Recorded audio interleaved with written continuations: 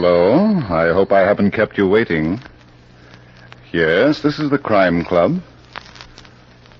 I'm the librarian. Dead Man Control. Yes, we have that Crime Club story for you. Come right over.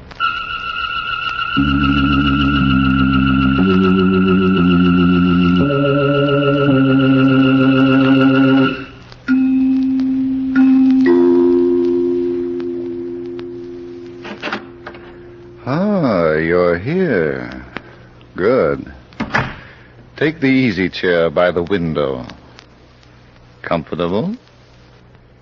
The book is on this shelf. Here it is. Dead Man Control by Helen Riley. The very absorbing story of a murder in which Cupid held the hand of death. Let's look at it under the reading lamp.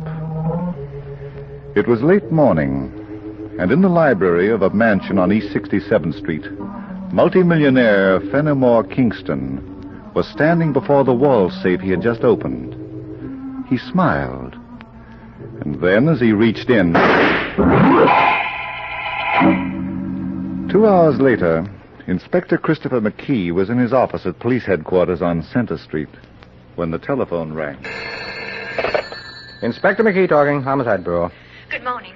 This is Catherine Kingston. Yes? Mrs. Fenimore Kingston. Oh, yes? My husband's been murdered. Can you come? Where? Our home is on East 67th Street. All right, I'll be there in 20 minutes. Yes, sir. Cassidy, order my car. We're going uptown. Yes, sir. And how are you... And don't stop to ask about anybody's health. I'm in a hurry.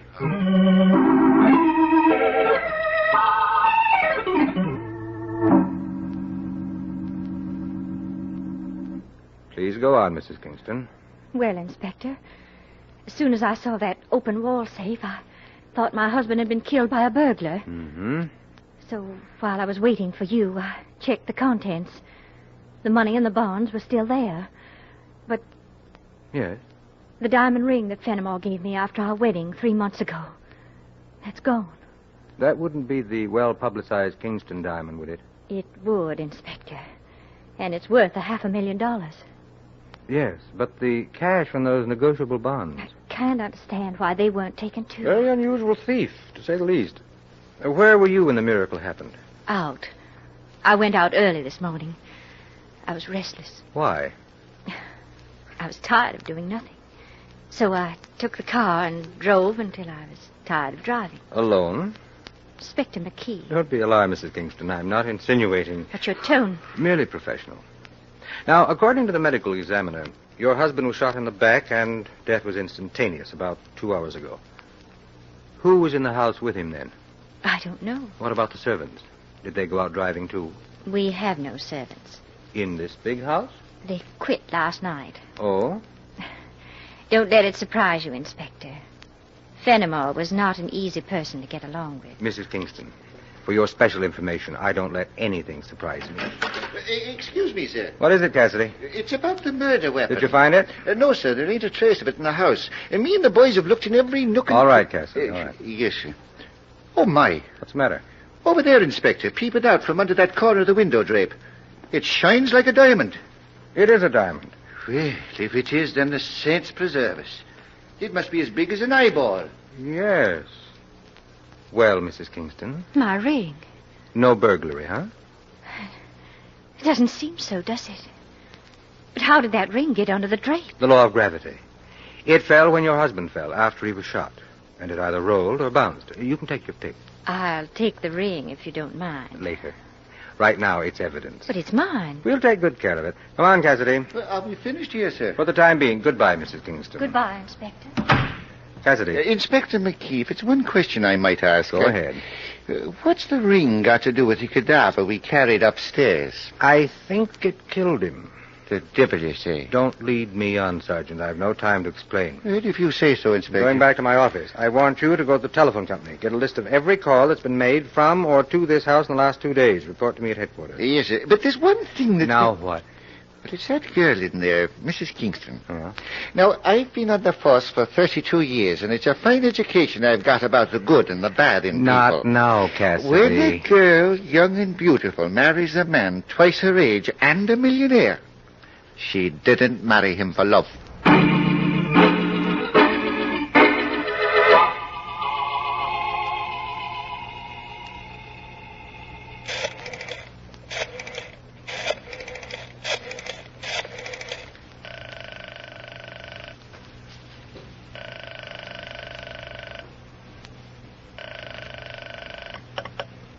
Hello? Oh. Is this Michael Dolger's apartment? Yes? Who is this? Amy Cloverton, why? This is Catherine Kingston. Let me talk to Michael, please. You might ask me how I'm feeling. Please, Amy. After all, you did get what I wanted. I want to speak to Michael. I'll ask him how he feels about it. Hold the wire. And don't wind it too tightly around your neck, dear. Hello, Cathy. What's she doing there? Oh, she just dropped in for a cocktail. Oh, it doesn't matter. I want you to meet me right away. Where? Central Park, inside the 72nd Street entrance. I'll pick you up in my car. All right. But what's the rumpus about? Fenimore's dead. What did you say? He was murdered this morning. Good grief. Maybe I'd better come over. No, the police are here, dozens of them, all over the place. Meet me in half an hour, and come alone.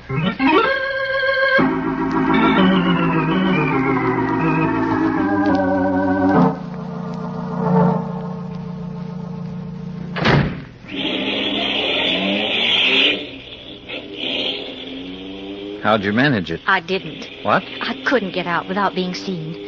Michael, I'm in trouble. But if the police followed you... Is that all you care about? Your precious hide? Well, it's the only one I've got. Well, you don't have to worry. I wasn't followed. Are you sure? Yes, look for yourself. Is there a police car behind us? No, but Michael, really, I'm in serious trouble. how was Fenimore killed? He was shot. And the police think I did it. You? Have they said so? Well, not in words, they haven't. That Inspector McKee, he thinks he's very clever. Well, you should have left me alone, Kathy. I couldn't. I had to speak to you. Now, why didn't you do it on the phone? I didn't want to incriminate you.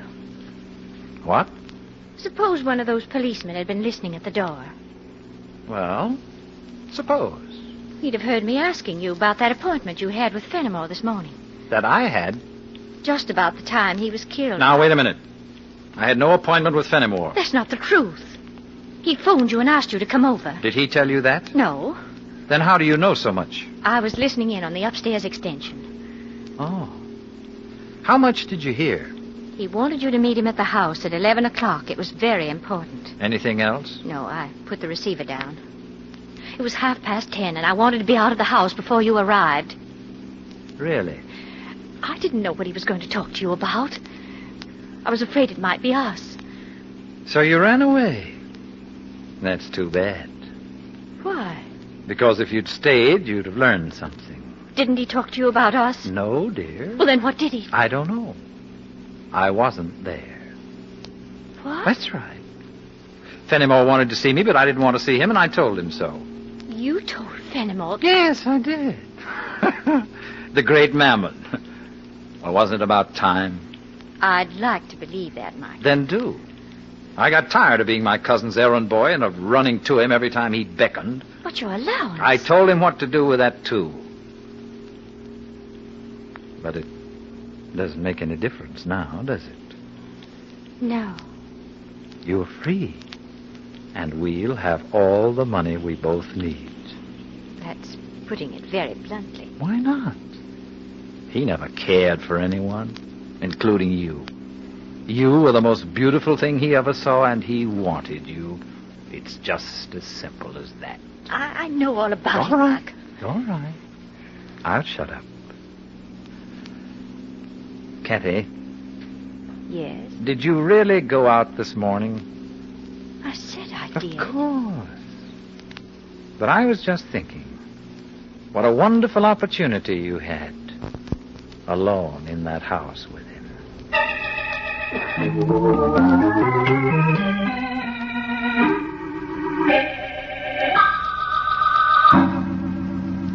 Yeah? Uh-huh. Good work, Gordon. Let me know when she gets back. Can I come in, Inspector? Help yourself, Cassidy. Well, I checked with the telephone company, sir, and it's big news, if I don't mind saying it myself. Yes? Anything like Catherine Kingston going out to meet a man? A what? You've heard of the species, Cassidy. And I'm sure you've heard of Central Park. Is that where she went with him? Mm-hmm. In broad daylight? There's no topping an Irishman, is there? Well, not if he comes from the County Cork, sir. Who's the man? We don't know yet, but he's being tailed. Now, what'd you find out at the telephone company? Oh, wait, here's a list of all the cars that came and went from the Kingston house in the last couple of days. Good. But it's them last three that was made this morning. Yes, all outgoing. One at 10:30, one at 10:35. And Kingston was killed at about 11. And this one at 1:45. Oh, a few minutes after we left Mrs. Kingston. That's right. Who were these calls made to, Cassidy? But I got that on another slip of paper. Now, where the... Oh, yeah, here it is. Now, the first one and the last one to Michael Dolge. So that's the man. Mm-hmm. Go ahead, Cassidy. I'm just checking. He was the dead man's cousin. How do you know? Well, I remember seeing his name in the papers after the Kingston wedding. Seems to me he was either the best man or one of the ushers. But it's not him I'd be worrying about, sir. No? Why not? It's that woman. The one who got the call at 10:35. What woman? Amy Cloubertson. No answer. Michael Dole's most likely out with Catherine Kingston. Yeah. What'd you say about a woman? Amy Cloubertson. Well, what about her? Well, see, you know how I read the newspapers every day. I know. Well, after I get through with the spotting pages, I always turn to the society page. It's an old habit of mine. I acquired it 32 years ago when I was a rookie on that Fifth Avenue beat. You know Fifth Avenue uptown, where Central Park lies opposite them glorious mansions with the beautiful... Sit down, Cassidy. Well, thank you. Me, them were fine old days. Yep, people used to come from all over just to look at the Woolworth building. Don't let me interrupt you, but you were telling me about a woman. A woman? Yes, in connection with a murder. Yes, Amy Cloubertson. Well, so seeing her name again brought to mind a society page item of about 5 months ago. To the effect that Amy Cloubertson and Fenimore Kingston were engaged to be married. Cassidy, you sure? That I am, sir, because the diamond ring was mentioned in the same article. How? Well, she wore it at the formal reception. I see. And not 2 months later, Fenimore Kingston married Catherine. It's the old story, Inspector. Not another one, please. The woman scorned. There's no fury like a woman who expects to marry a millionaire and gets jilted. Yes. Yes. There's no doubt about it. All right, I'll pick it up on the way out. Well. Oh, bad news, Inspector. For someone, that was a lab just phone. The ring we found is a phony. A perfect imitation. You mean it's made of glass? Not quite. Somebody had a good job done for a few $100s, and the original, valued at $500,000... Well, it might be somewhere in a vault, maybe. Lots of people wear paste and keep their valuables locked up. Cassidy. Yes, sir. Phone the Kingston house. Tell the men to turn that place inside out. Yes, sir. And when you get through, take as many men as you need and contact every diamond cutter in town, especially the ones around Maiden Lane. Yes, sir. Now, where's that slip of paper with the names on it? Yeah, it's right here, sir. The addresses, too. Give it to me. I'm going out to pay Amy Culbertson a visit.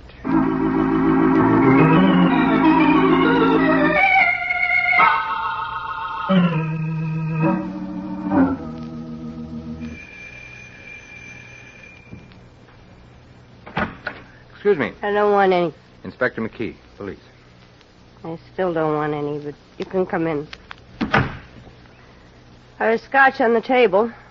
Cigarettes if you didn't bring your own. No, thanks. Suit yourself. What do you want?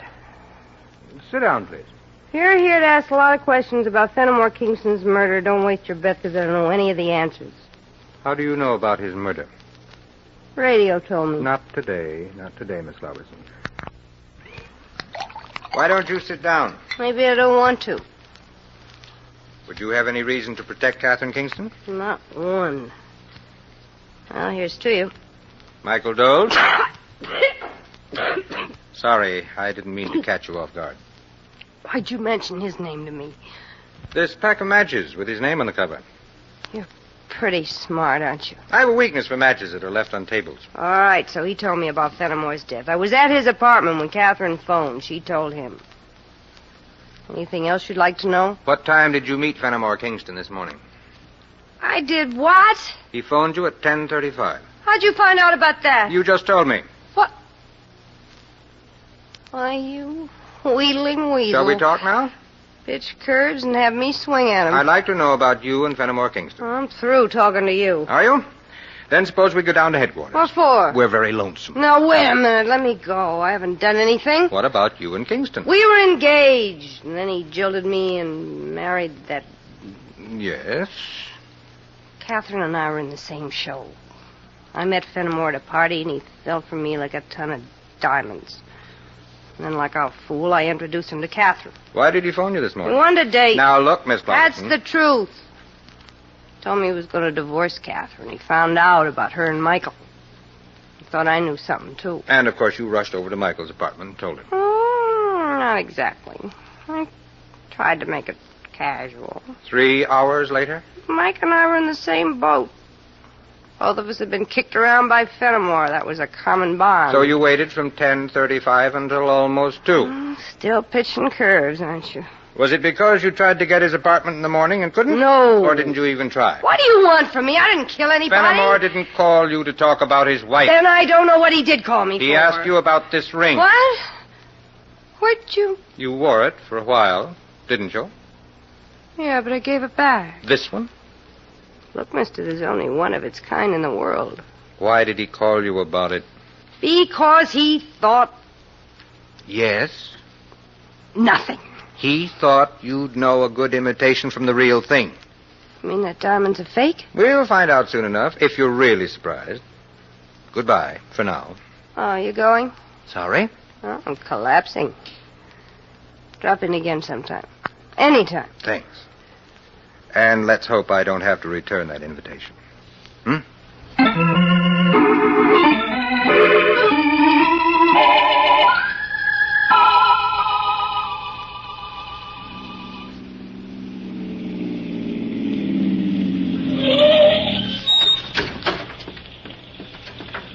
Hello, Michael. Amy, what are you doing here? Figured she'd drive you home. She was always the lady. Get back in the car. Now, see here, Get Amy. back or I'll make a scene that'll turn you both into mummies. Better do as she says, Michael. All right, Kathy.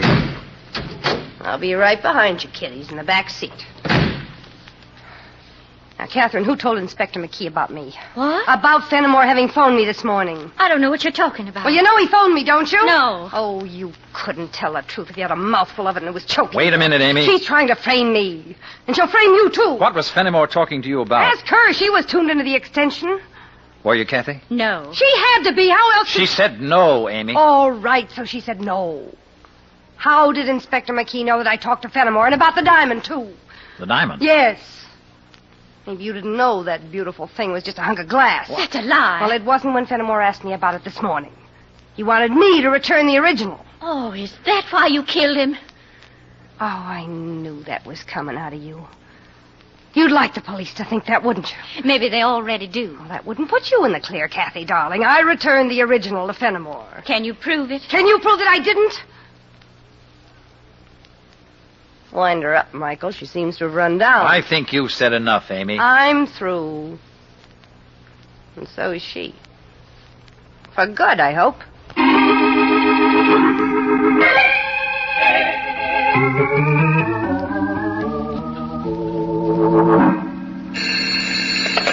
Inspector McKee, homicide. Cassidy talking, sir. Go ahead.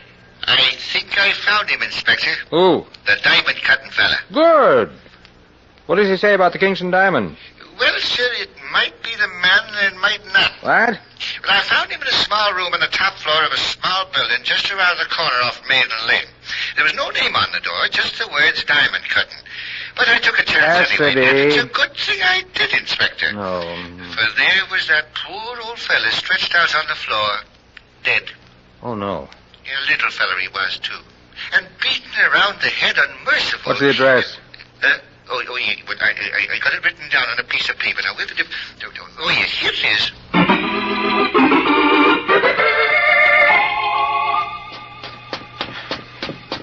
It's up here, Inspector. All right, Cassidy, I'm doing the best I can. But I got some information, sir.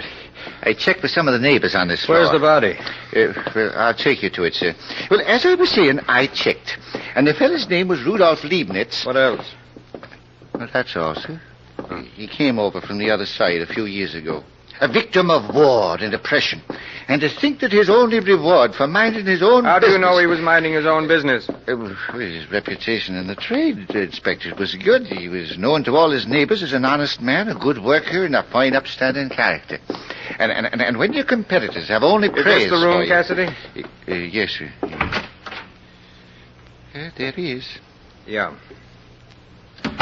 A little old fella. Why didn't you tell me his files had been opened and dumped? Well, I was going to, Chief. Well, it but doesn't matter. Somebody wanted a record, and they took it. You think this can be an outcome of the Kingston murder? Maybe.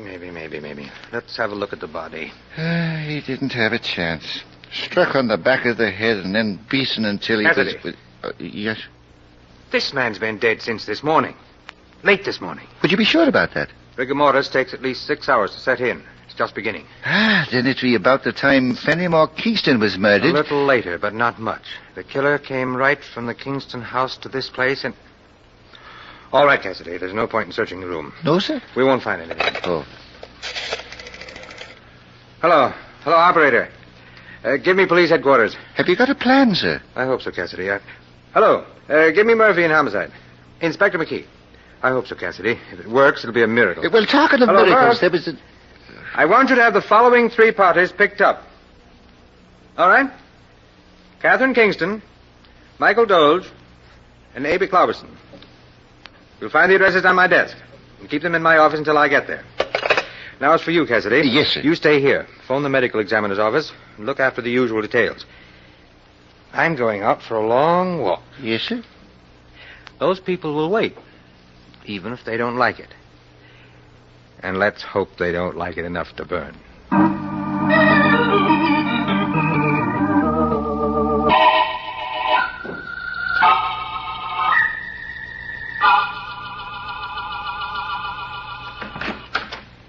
Inspector McKee. Well, company. How are you, Mrs. Kingston? Why did you have me brought here? And Miss why... Robertson? I'm cheerful enough to break your neck. And taking 2 from 3, you must be Michael Doe. We've been waiting for 2 hours, Inspector. Yes. Why have you had me arrested? It's a habit of mine, Mrs. Kingston, when a murder's been committed. Well, then we are under arrest. For the time being, Miss Robertson. Now, if you'll excuse me for a moment, I've been working on another case, and there's some papers on my desk that I... You've no right to keep us here. Please, Kathy. Well, he hasn't, Michael, not without charges. Then wait and try to be calm. Very interesting. There's nothing incriminating in what I said, Inspector. Oh, no. I wasn't referring to that. It's this memo. Good news. Well, I'm not going to wait here and let you waste my time. Mrs. Kingston, this building is full of policemen. For pity's sake, Kathy, stop being so nervous. If he has anything to say to us, he I can... have. One of you killed Fenimore Kingston this morning. I wasn't home. You were out driving. But who saw you, Mrs. Kingston? What? It takes at least 2 to make an alibi. But surely you don't think that I... Well? You're out of your mind, Inspector. She married him only 3 months ago. And then she changed her mind. She thought how nice it would be to marry you. Inspector... It's all right, Kathy. He's just fishing. But that wasn't the reason Kingston was killed. What? Look out for him when he pitches curves. You know the reason, Miss Cloverton. Oh, now I'm it, huh? Kingston found out that his famous diamond had become an imitation. My ring? This morning, he took it out of the wall safe. The thief, the person who had made the substitution, was in the room with him. And Kingston was shot in the back and killed. Don't look at me, Inspector. I wasn't there. How about you, Mrs. Kingston? I told you. Yes. And you, Mr. Doles? I didn't know anything about Fenimore's death until Catherine phoned me. Then you admit that she phoned you. Of course, it's no secret. I was Fenimore's cousin. And you were making sure that Catherine stayed in the family. Now, look here, Inspector. Excuse me, please. Yes? All right. In a few minutes. I'll call you. Now, this memo becomes very important. May we go now? Don't rush me, Mrs. Kingston. But if you're going to work on another case... I'm not. An imitation of the Kingston diamond was made. And by a strange coincidence, shortly after Fenimore Kingston was murdered, the workroom of a diamond cutter was robbed. What's that got to do with us? Miss Cloverton, Tell me what you know about Rudolf Leibniz. What I know. Look, I may get around, Would but you that... like to see him? All right, if it'll make you happy. I'll ask him to come in. What? He's in a room down the hall, Mr. Doles. I had him brought here from the hospital. From the hospital? He wasn't dead. You're lying. Murphy, bring Leibniz in No. here. No. No. Never mind. Send in a stenographer. We're going to take a confession.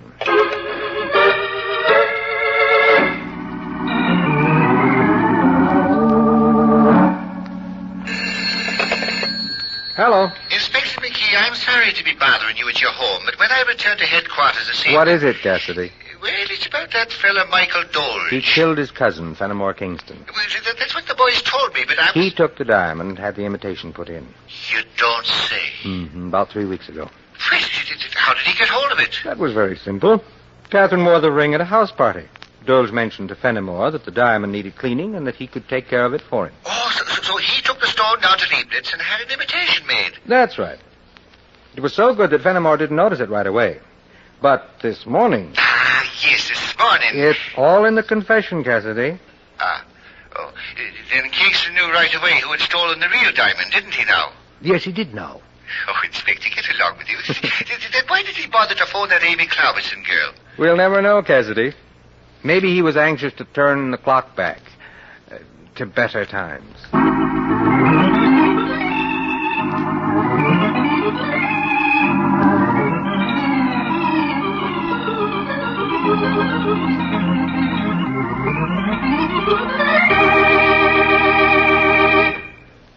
And so closes tonight's Crime Club book, Dead Man Control, based on a story by Helen Riley. Stedman Coles did the radio adaptation. Roger Bauer produced and directed. Ted Osborne played Inspector McKee. Alice Frost was Catherine Kingston. Elspeth Eric was Amy. Sherling Oliver was Michael Dolge. And Barry Thompson played Cassidy. Oh, I beg your pardon. Hello, I hope I haven't kept you waiting. Yes, this is the Crime Club. I'm the librarian. Yes, come over a week from tonight. We have a very unusual story of a will that had the power to kill. It's called Silent Witnesses by John Stephen Strange. In the meantime, there is a new Crime Club book available this week and every week at bookstores everywhere. Yes, it's available now. Fine. And we'll look for you next week. Oh, yes. The United States Merchant Marine is offering this opportunity to young men between the ages of 16 and a half and 21. If you are an American citizen and a high school graduate, you are qualified to take the test for enrollment in the Merchant Marine Cadet Corps. Graduates of the Corps are qualified for a license as deck or engineer officer in the Merchant Marine or to a commission as ensign in the Naval Reserve or in the Maritime Service. Discharged veterans of the armed services and the Merchant Marine are eligible for the test up to their 24th birthday. They are also allowed 5 additional points on the test. The test is competitive and will next be held on April 4th.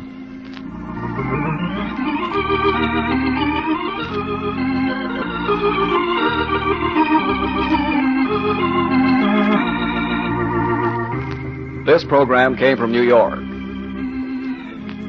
This is the Mutual Broadcasting System.